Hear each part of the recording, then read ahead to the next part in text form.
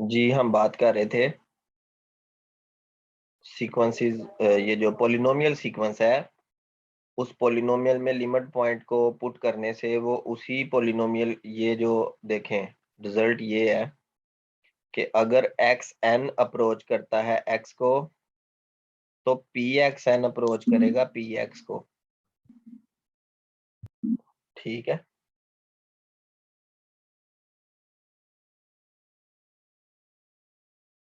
आगे इसकी एक और एग्जांपल दी हुई है यहाँ पे रैशनल फंक्शन की, पी ओवर क्यू की फॉर्म में जो फंक्शन होते हैं।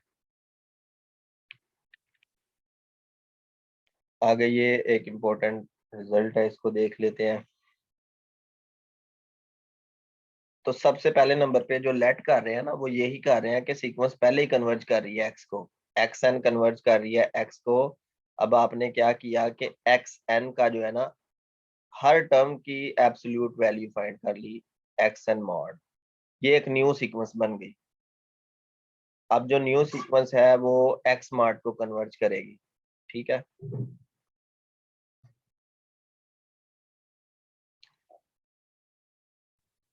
ये सीधी सीधी बातें हैं। इसी तरह जैसे एक्स मॉड को कन्वर्ज कर रही है, वैसे स्क्वायर रूट अगर जो सिंपल सीक्वेंस है वो एक्स को कन्वर्ज कर रही है। अब यहाँ पे स्क्वायर रूट आपने इन्वॉल्व करना है, तो इस पे एक कंडीशन होनी चाहिए कि सीक्वेंस की तमाम टर्म्स पॉजिटिव होनी चाहिए। तो यहाँ पे हमने सीक्वेंस की तमाम टर्म्स को ये जो है ना ग्रेटर और इक्वल टू 0 कह दिया है। अब आप स्क्वायर रूट इन्वॉल्व कर सकते हैं। तो जो सीक्वेंस की टर्म्स का स्क्वायर रूट होगा वो लिमिट के स्क्वायर रूट को अप्रोच कर जाएगा। ठीक है, पार्ट की तरह ये भी इसका वाला स्क्वायर रूट वाला कंसेप्ट भी बिल्कुल सिमिलर है।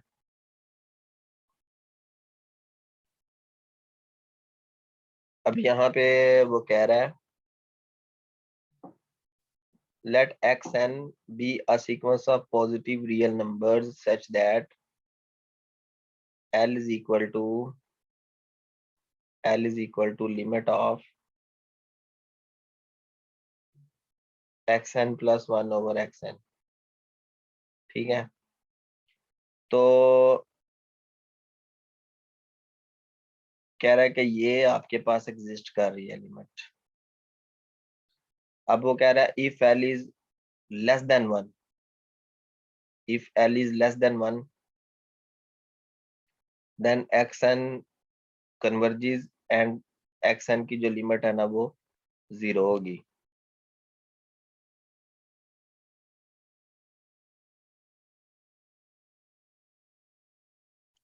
अब लेस देन 1 का मतलब है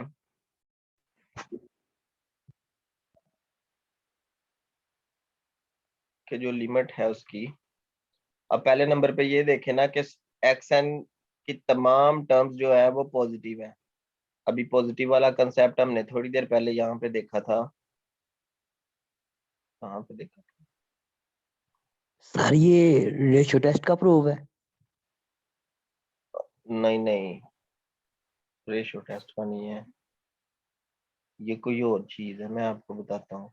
वैसे रेशियो टेस्ट में भी यही चीज होती है, बिल्कुल उसमें ये क्राइटेरिया होता है, लेकिन मैं आपको कुछ और बताने लगा था। ये देखें, ये थोड़ी देर पहले जो आपने थ्योरम देखा है उसमें क्या कह रहा है कि जो सीक्वेंस है अगर उसकी तमाम टर्म्स ग्रेटर और इक्वल टू 0 होंगी तो लिमिट भी ग्रेटर और इक्वल टू 0 होगी ना। तो यहाँ से हमें एक चीज का अंदाजा हो गया, या तो लिमिट 0 होगी या 0 से कोई बड़ा नंबर होगा। अब यहाँ पे जो टर्म्स हैं वो सारी पॉजिटिव है, तो इसका मतलब है कि जो लिमिट होगी वो या 0 होगी या 0 से बड़ी होगी। तो 0 या 0 से बड़ी, और उसने एक और कंडीशन रख दिया कि वो 1 से छोटा नंबर है। तो 0 से 1 के दरमियान में ही लिमिट है। सही है, 1 से लेस है ना, और 0 से बड़ी होगी क्योंकि एक्स एन जो है वो पॉजिटिव है। सही हो गया। अब ये जो नंबर आ रहा है ये इस रेशो में, इस रेशो मतलब इस रेशो का मतलब है कि जो आने वाली टर्म है, देखे ना, अगर आप इसको इस तरह से लिखें x1 x2 x3 x4, फिर आएगा xn और फिर आएगा xn+1। जब भी कभी आप आने वाली टर्म को प्रीवियस टर्म से डिवाइड करते हैं, ठीक है, और आपके पास कोई ना कोई नंबर आ जाता है, इसकी एग्जांपल के लिए ना मैं इसके बिल्कुल ऊपर एक सीक्वेंस लिख देता हूँ, 1 1/2 1/3। इस सीक्वेंस से पूरी रियल एनालिसिस आप समझ सकते हैं, 1/4 और 1/n और 1/n+1। तो इसमें एक चीज आप ये देखें कि जैसे ही अगला नंबर आ रहा है वो छोटा नंबर आ रहा है, मतलब जैसे जैसे आप आगे जा रहे हैं सीक्वेंस क्या हो रही है, डिक्रीज हो रही है, डिक्रीज हो रही है ना। और डिक्रीज इसी तरह ये जो सीक्वेंस है ये भी डिक्रीजिंग है, सारी टर्म्स भी पॉजिटिव है और ये डिक्रीज भी होती जा रही है। तो अब आप खुद सोचें कि जो सारी टर्म्स हैं, टर्म्स टर्म्स है भी पॉजिटिव है और ये डिक्रीज भी होती जा रही हैं, तो इसका क्या मतलब है कि पॉजिटिव और डिक्रीज होने का ये मतलब है कि कम होते होते ये जीरो को ही अप्रोच करेंगी ना, क्योंकि नेगेटिव तो हो नहीं सकती, क्योंकि हमने पढ़ा था कि एक्स एन की जो टर्म्स है सारी ग्रेटर और इक्वल टू जीरो होगी, तो उसकी जो लिमिट होगी वो भी ग्रेटर और इक्वल टू जीरो होगी। तो ये डिक्रीज होते होते कहाँ तक पहुंच जाएगा, जीरो तक पहुंच जाएगा ना। तो ये थ्योरम आपने ज़हन में रखना है, ठीक है। ये इस तरह के थ्योरम्स भी आ जाते होते हैं। बाकी ये थ्योरम का उसने प्रूव किया हुआ है, मैंने आपको जस्ट इसकी जो है ना एप्लीकेशन और थोड़ी सी समझाने की कोशिश की है।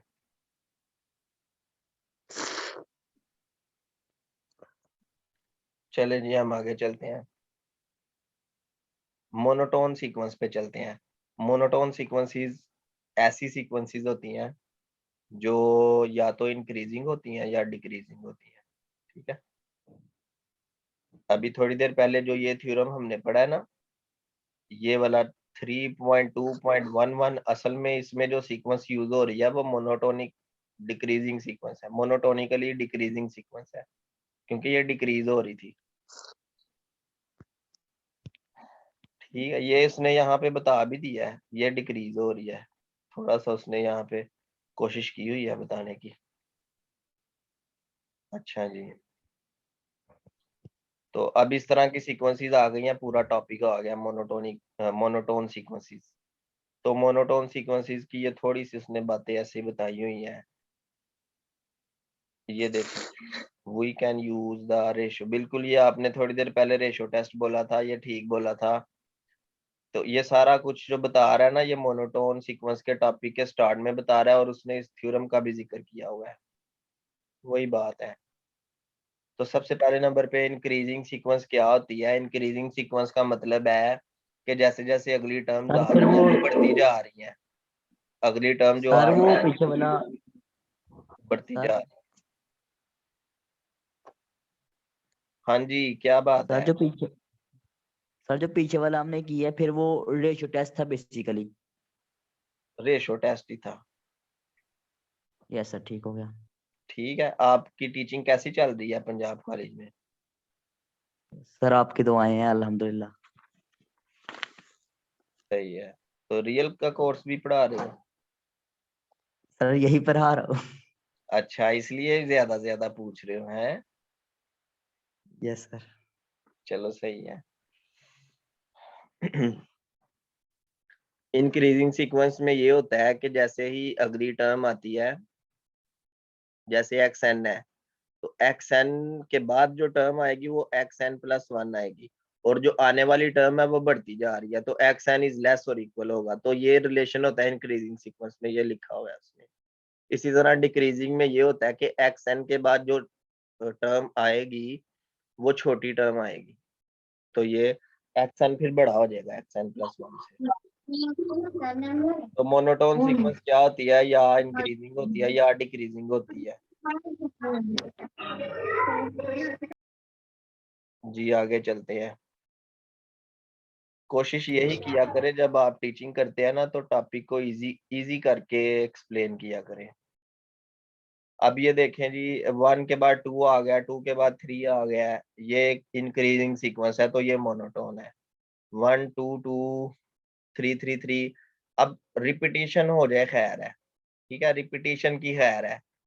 2 2 को आपने सिर्फ एक बार 2 अपने जेहन में यही रखना है कि ये एक बार ही आया है ना। 1 के बाद 2 आ गया है, 2 के बाद 3 में चाहे रिपीटिशन है, लेकिन 2 के बाद जो आया है वो एक बड़ा नंबर आया है, ये इंक्रीज हो रही है, तो ये भी क्या हो गई मोनोटोनिक सीक्वेंस। लेकिन आपने ये एक चीज याद रखनी है कि 1 2 2 3 3 3 को आप ऐसे नहीं लिख सकते, 1 3 2 3 ऐसे नहीं लिख सकते। सीक्वेंस का ऑर्डर जो है ना वो बहुत मैटर करता है। 1 के बाद 2 आया तो 2 ने सेकंड टर्म पे ही रहना है, इसने x2 की जगह पे ही रहना है।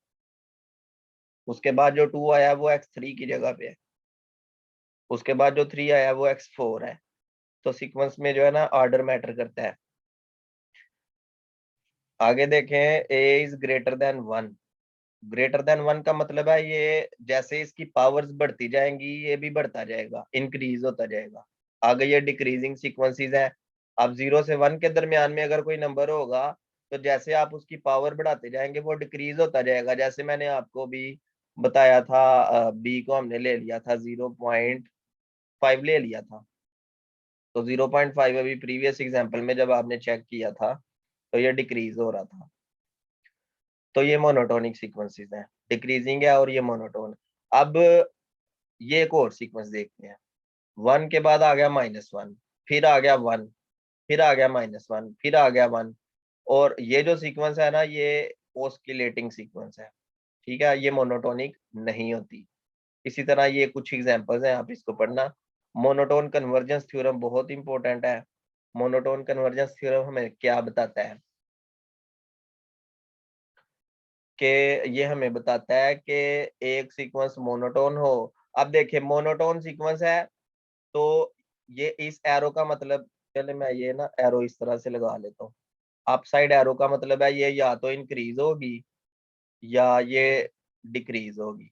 दो काम ही होंगे ना, मोनोटोन है तो या इंक्रीज होगी या डिक्रीज होगी। अगली बात, अब ये कन्वर्जेंट है तो अब देखे ना एक सीक्वेंस बढ़ती जा रही है, बढ़ती जा रही है, तो कहीं तो रुकेगी जाके, अगर नहीं रुकेगी तो डिवर्ज हो जाएगी।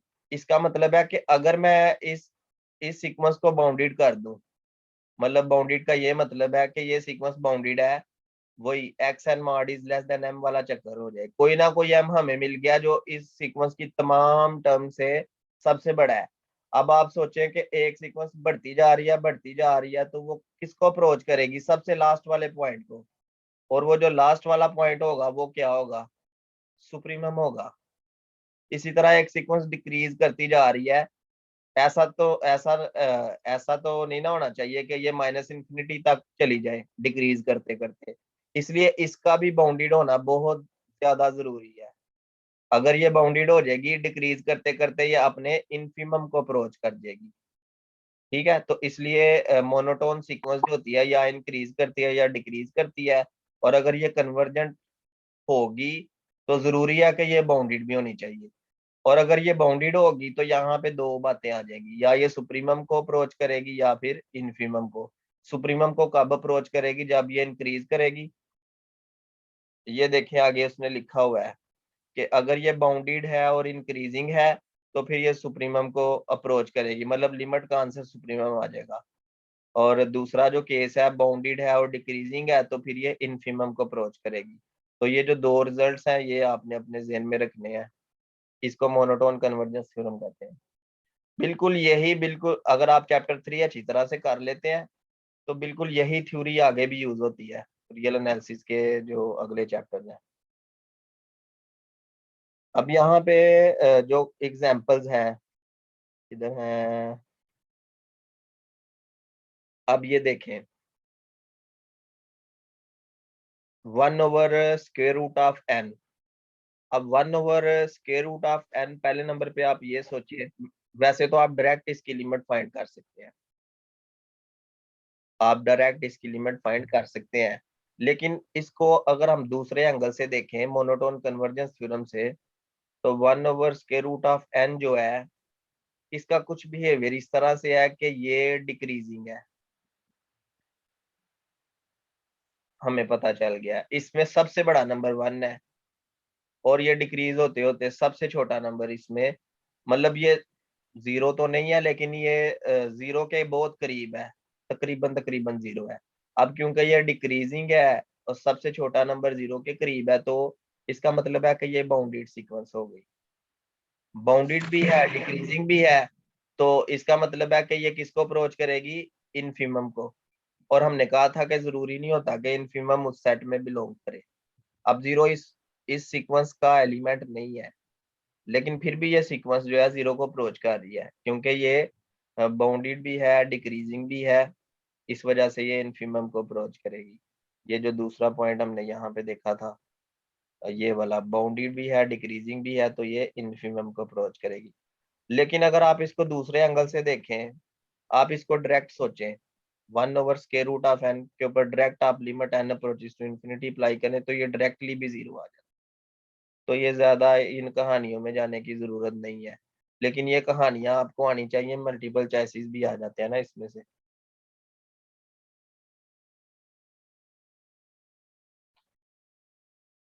आगे ये बी वाली एग्जांपल में इंक्रीजिंग सीक्वेंस है, ये उसने बहुत बड़ी कहानी यहाँ पे लिखी हुई है।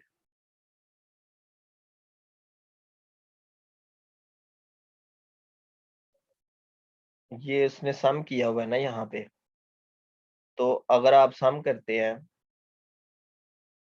1+1/2 1/n तक, तो जब n की वैल्यू 1 होगी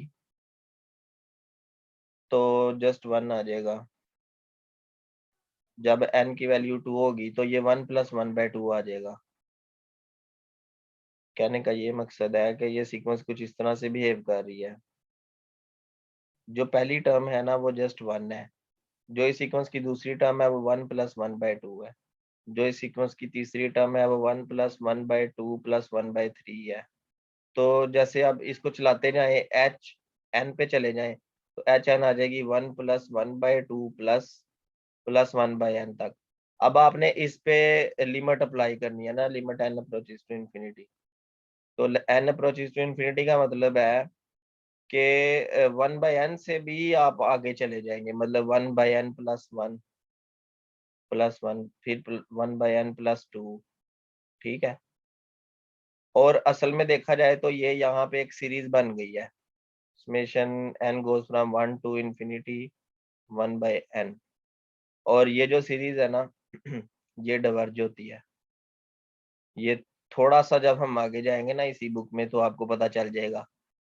तो ये बिल्कुल इन स्टोरीज में जाने की जरूरत नहीं है, वैसे आपने ज़हन में रखना है कि ये सीरीज डिवर्ज होती है।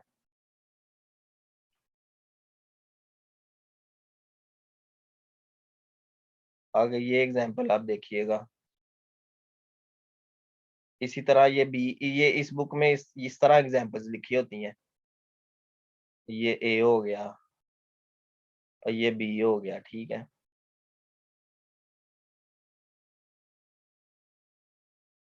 स्क्वायर रूट की कैलकुलेशन ये करने की जरूरत नहीं है, आइलर्स नंबर है ये, बस आप इस ई एन की वैल्यू ज़हन में रखें कि जो ई एन होता है वो 1+1/n की पावर n होता है, जिसको आप ई कह रहे होते, सिंपल ई कह रहे होते हैं, limit n approaches to infinity जब आप इस पे अप्लाई करते हैं, ठीक है। यहाँ पे एक इम्पोर्टेंट रिजल्ट आएगा, ये वाला रिजल्ट आपने ध्यान में रखना है कि 2 raised to power p-1 less और इक्वल टू p फैक्टोरियल होता है, जबकि p की value 1 2 3 up to so on n कोई भी यहाँ पे नंबर हो। तो ये जो है ना यूनिवर्सल ट्रूथ है, ये बिल्कुल हर p की हर वैल्यू के लिए ये ट्रू होता है। अगर p की वैल्यू 1 होगी तो ये बिल्कुल इक्वल आ जाएंगे दोनों, क्योंकि 2 raised to power 0 आ जाएगा और यहाँ से 1 फैक्टोरियल आ जाएगा, तो ये सेम आ जाएंगे, ठीक है। ये ऑयलर की थोड़ी सी हिस्ट्री यहाँ पे उन्होंने बताई हुई है, date of birth, date of death, ये चीजें जो है ना ये आपने ज़हन में रखनी है।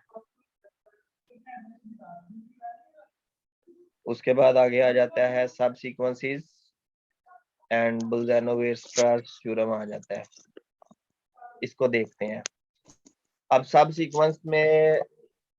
सीक्वेंस का बहुत बड़ा किरदार होता है असली सीक्वेंस की कन्वर्जेंस को देखने में। कभी कभी ओरिजिनल सीक्वेंस जो है ना, वो उसका बिहेवियर हमें समझ नहीं आता, तो हम क्या करते हैं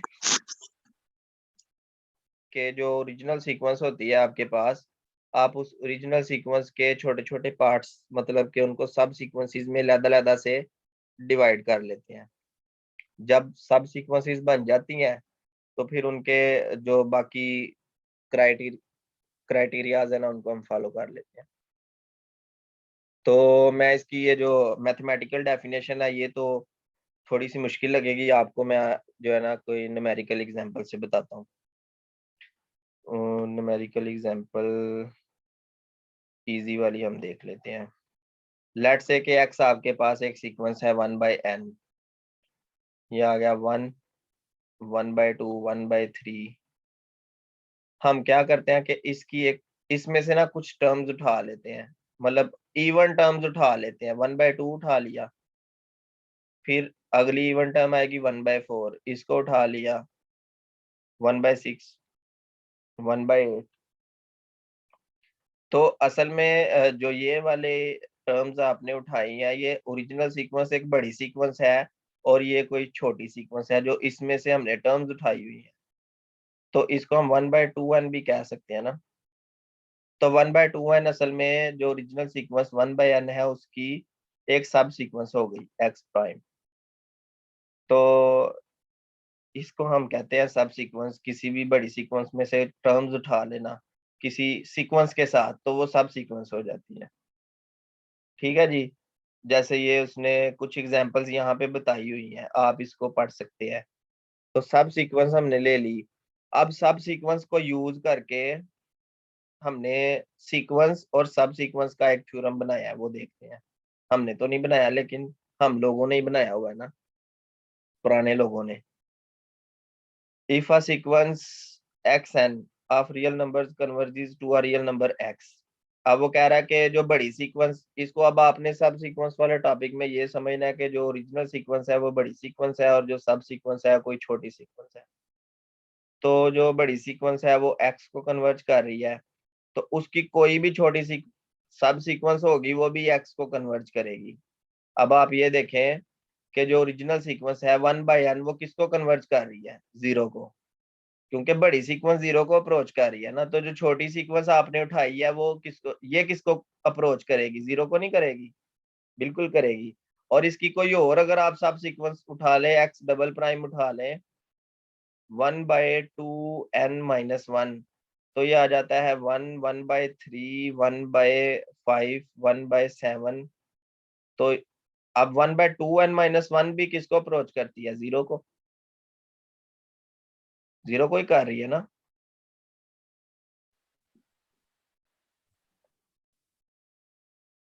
तो बड़ी सीक्वेंस जिसको अप्रोच करती है, उसकी सब सीक्वेंसेस जितनी भी होती हैं वो भी सारी उसी पॉइंट को अप्रोच करती हैं। ठीक हो गया, ये रिजल्ट आपने ज़हन में रखना है। अब यहाँ पे दोबारा से अब 3-4 बार उसने इस एग्जाम्पल का जिक्र कर दिया है। अगर b की वैल्यू 0 से 1 के दरमियान में होगी तो b की पावर n 0 को अप्रोच करेगी। वो इसमें क्या कर रहा है? थोड़ी सब सीक्वेंसेस इन्वॉल्व कर रहा है। We are not interested in involving सब sequences, we are just interested in their results. ये रिजल्ट हो गया। उसके बाद ये रिजल्ट हमने पहले भी देखा है, ये वाला। अब यहाँ पे थ्योरम 3.4.4 में वो क्या कह रहा है कि एक्स एन एक सीक्वेंस है रियल नंबर्स की। तो 1, 2, 3 ये तीनों चीजें जो है ना, ये इक्विवेलेंट है। इक्विवेलेंट का मतलब है 1 से 2, 2 से 3, 3 से 1 में आप जा सकते हैं। तो सबसे पहले वो कह रहा है कि सीक्वेंस कन्वर्ज नहीं करती। अगर सीक्वेंस कन्वर्ज नहीं करती तो कोई ना कोई ऐसा, आप देखें देयर एग्जिस्ट। अब एप्सिलॉन पे देयर एग्जिस्ट आ गया है। पहले क्या था? तमाम एप्सिलॉन के लिए कोई ना कोई नेचुरल नंबर आपको मिल रहा था, अब आपको कोई ना कोई एप्सिलॉन ऐसा मिल गया है जिसके लिए यहाँ पे ग्रेटर और इक्वल आ गया। यहाँ पे पहले लेस था क्योंकि कन्वर्ज करती थी, अब यहाँ पे ग्रेटर और इक्वल है। इसका मतलब है कि ये क्या कर रही है, डिवर्ज कर रही है। ठीक है, ये डिवर्ज असल में ये डिवर्जेंस क्राइटेरिया है। और तीसरे नंबर पे वो कह रहा है कि there exists an epsilon not greater than 0 and a sub sequence.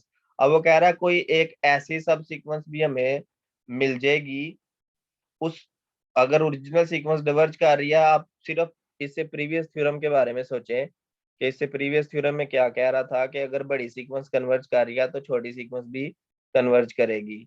लेकिन अगर यहाँ पे बड़ी सीक्वेंस डिवर्ज करेगी तो जाहिर है छोटी सीक्वेंस भी डिवर्ज करेगी, तो ये यहाँ पे उसने छोटी सीक्वेंस की बात की हुई है। ठीक है, बस ये ऐसे ही क्राइटेरिया है। बस डिवर्जेंस में आपने याद रखना है कि ग्रेटर और इक्वल आता है। मे भी कोई ऐसा मल्टीपल चॉइस बन जाए कि वो बोले कि जो असली सीक्वेंस है वो डिवर्ज डिवर्ज कर रही है, मतलब कन्वर्ज नहीं कर रही, तो यहाँ पे फिर ग्रेटर वाला रिलेशन आ जाएगा। अदरवाइज ये लेस देन आर्बिट्रेरी नंबर होता है। आगे उसने एक क्राइटेरिया बना दिया है। क्राइटेरिया क्या कह रहा है, ये बहुत इंपॉर्टेंट है, इसको यूज करके बहुत सारे मल्टीपल चॉइसेस बनाए जा सकते हैं। अभी मैं आपको एग्जांपल से बताऊंगा कि ये क्यों इंपॉर्टेंट है। आपके पास एक सीक्वेंस एक्स एन है और आप ये कहना चाह रहे हैं कि एक्स डिवर्ज कब होगा। अभी ऊपर आपने जो थ्योरम पढ़ा है उसमें ये तो नहीं ना बता रहे कि सब सीक्वेंस की वजह से डिवर्ज कब होगा।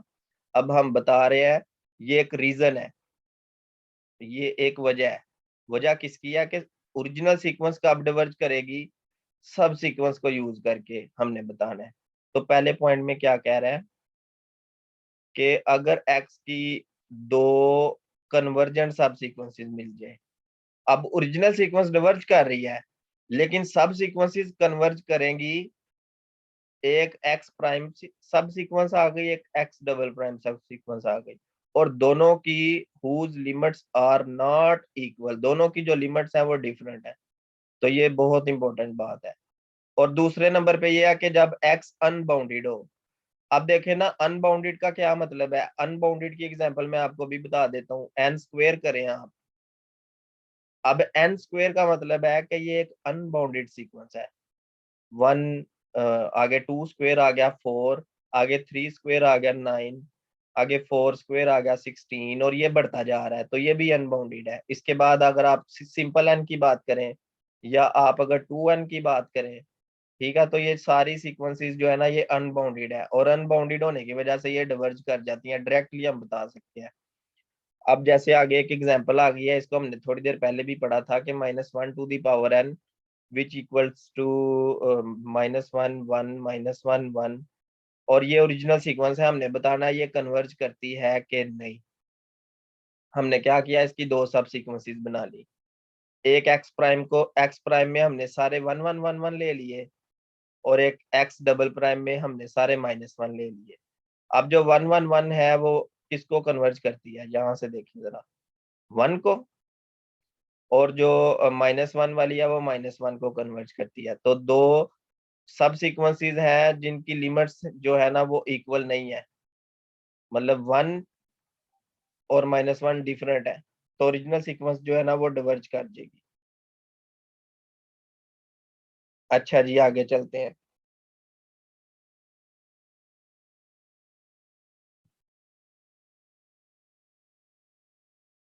इसी तरह ये भी डिवर्ज कर रही है, आप इसका बिहेवियर भी देख सकते हैं। साइन एन, इसका बिहेवियर भी आप देख सकते हैं। जस्ट आपने इसको ध्यान में रखना है कि साइन एन की जो सीक्वेंस है ना वो डिवर्ज करती है। अब मोनोटोन सब सीक्वेंस थ्योरम क्या होता है। मोनोटोन सब सीक्वेंस थ्योरम कहता है कि अगर एक्स कोई सीक्वेंस है रियल नंबर्स की, कोई भी जो सीक्वेंस, कोई भी सीक्वेंस हो, उसकी कोई ना कोई सब सीक्वेंस ऐसी जरूर होगी जो मोनोटोन होगी। ठीक है, ये तमाम सीक्वेंसेस के लिए ये बात ट्रू होती है। ठीक हो गया।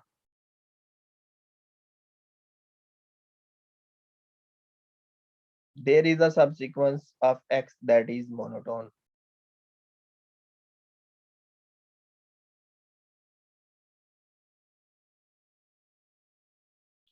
सबसे इंपॉर्टेंट चीज आ गई है बोल्ज़ानो-वेस्टरस थ्योरम। आपने जो कुछ भी पीछे पढ़ा है ना, अब बोल्ज़ानो-वेस्टरस थ्योरम आपने ज़हन में ये बात रखनी है कि ये इसकी स्टेटमेंट में जो है ना, सब सीक्वेंस, बाउंडेड सीक्वेंस, सब सीक्वेंस और कन्वर्जेंस, इन तीनों का कॉम्बिनेशन है, बाउंडेडनेस का, सब सीक्वेंस का और कन्वर्जेंस का।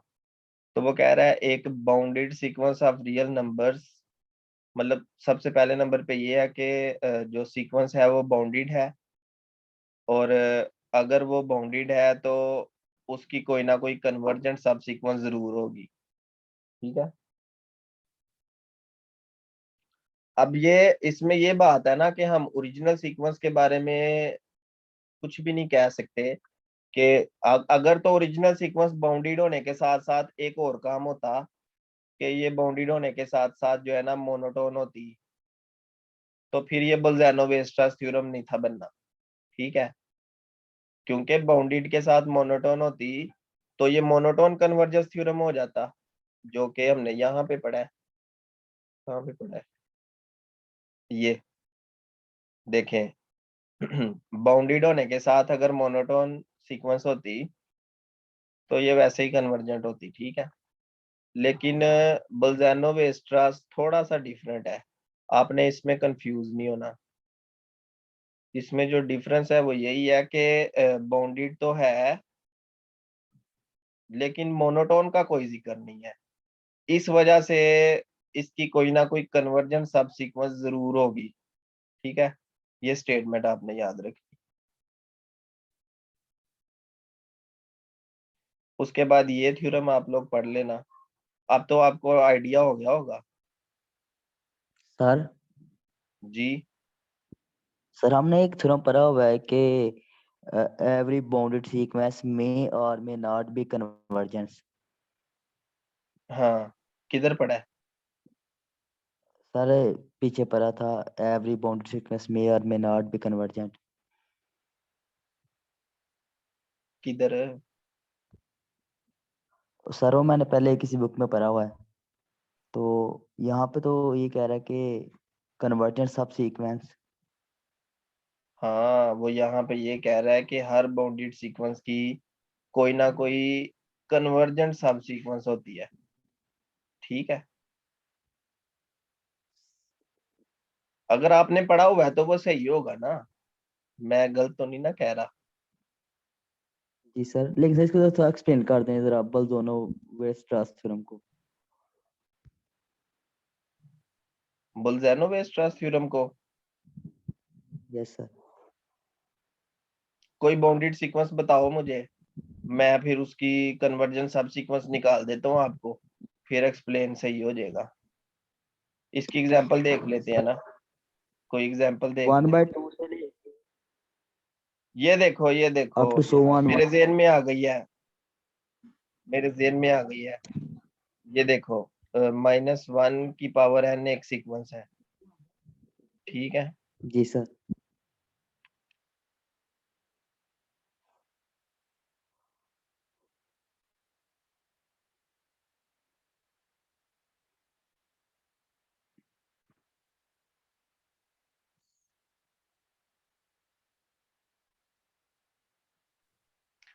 जी। सिग्नल थोड़े से ड्रॉप हो रहे थे। तो -1 टू दी पावर n एक सीक्वेंस है, आप इसको सीक्वेंस तो मानते हैं ना, -1 यस 1 सर। -1 1 -1 1। तो ये तो बोल्ज़ानो-वेस्टरस थ्योरम यहाँ पे अप्लाई हो गया है। अब ये एक सीक्वेंस है और ये बाउंडेड है, ये भी मानते हैं ना आप? जी सर। ठीक है, बाउंडेड भी है और सीक्वेंस भी है। अब बोल्ज़ानो कहता है कि कोई भी बाउंडेड सीक्वेंस होगी तो उसकी कोई ना कोई कन्वर्जेंट सब सीक्वेंस जरूर होगी। तो इसकी ना एक सब सीक्वेंस ले लेते हैं, मैं इसकी पहली तीसरी मतलब 8 टर्म्स उठा लेता हूँ, तो वो ये आ जाएगा ना -1 -1 -1 और -1। तो कांस्टेंट सीक्वेंस तो उसी नंबर को कन्वर्ज करती हैं, ये हमें एक सब सीक्वेंस मिल गई। और जो आपने कहा था ना मे और मे नॉट, वो भी यहाँ पे अप्लाई हो गया है। ये एक बाउंडेड सीक्वेंस है लेकिन ये कन्वर्जेंट नहीं है। लेकिन एक मैं आपको बाउंडेड सीक्वेंस जी बताता हूँ जो सर, कन्वर्जेंट अगर है। हम 1/n एक ऐसी बाउंडेड सीक्वेंस है जो कन्वर्जेंट है। सर अगर 1/n को 1/2 से स्टार्ट किया जाए तो 1/2 से लेके अप टू सो 1/n तक जीरो शुमार न किया जाए। मतलब ये इंटर किया जाए। एक इंटरवल ले जाए सर हमारे पास जिसमें 1 शामिल हो, 0 शामिल ना हो। सर ओहो, वो कह रहे हैं 1/n+2। तो 1/n+2 कर लो। ये भी जीरो को ये अप्रोच करेगी, ये भी जीरो को सर करेगी। रियल लाइन के एक सबसेट लेते हैं ना 1 से लेके 0 तक, जिसमें 1 शामिल हो, 0 शामिल ना हो, सेमी ओपन। जीरो शामिल ना हो, 1 शामिल हो, ऐसे। Yes sir, yes sir. हाँ, अब क्या करूँ इसको मैं? अगर सर इसकी टर्म्स लेते हैं हम हाँ बोलो। 1/2, 1/3, 1/2, 1/3। 1 अप टू सो 1/n। ये लो। तो ये डाइवर्ज करेगा इस क्यों डिवर्ज इंटरवल के करेगा? लिए। तो इसमें सर 0 पाया नहीं जा रहा। आपके जेहन में मीट्रिक स्पेस चल रही है। सर जी ये तो मतलब लिमिट पॉइंट इसका 0 बन जाएगा ना। और क्या हो सर गया ये है? 0 को ही कन्वर्ज कर रहा है। और मेरी बात सुने पहले, आप 0 को ये कन्वर्ट देखें कर आप रहा है ये ना। सेट क्यों ले रहे हैं। देखें, मैं भी आपका ना कंफ्यूजन खत्म करता हूँ। मीट्रिक स्पेस पता है क्या होती है? आपके जेहन में ना मीट्रिक स्पेस है, मीट्रिक स्पेस जो होती है ना वो किसी सेट एक्स पे होती है। एक फंक्शन होता है डी एक्स क्रॉस एक्स से, ठीक है ना, पॉजिटिव रियल नंबर्स तक।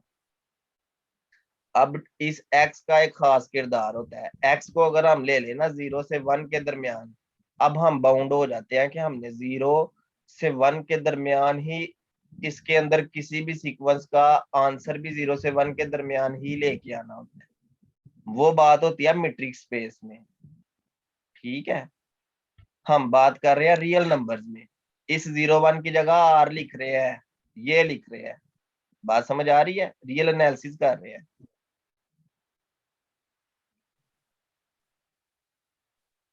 Yes sir. हाँ, हम रियल एनालिसिस कर रहे हैं। हम 0 1 किसी खास सेट के ऊपर डिस्टेंस फंक्शन, मतलब डिस्टेंस फंक्शन यही है ना, distance of x and x is less than epsilon for all n is greater than और इक्वल टू के। इस यस सेट सर। के अंदर भी सीक्वेंस डिफाइन हो जाती है, लेकिन जब वो सीक्वेंस कन्वर्ज करेगी, 0 को कन्वर्ज करेगी, 0 इसका पॉइंट नहीं होगा, इसलिए हम कह सकते हैं कि सीक्वेंस इस स्पेस में डिवर्ज हो रही है, लेकिन ये मीट्रिक स्पेस है। हम बात कर रहे हैं रियल एनालिसिस की, ठीक है। अभी ये लिंक दोबारा से इसका जो टाइम खत्म हो गया है, मैं आपको लिंक सेंड करता हूँ, फिर फाइनल डिस्कशन करते हैं।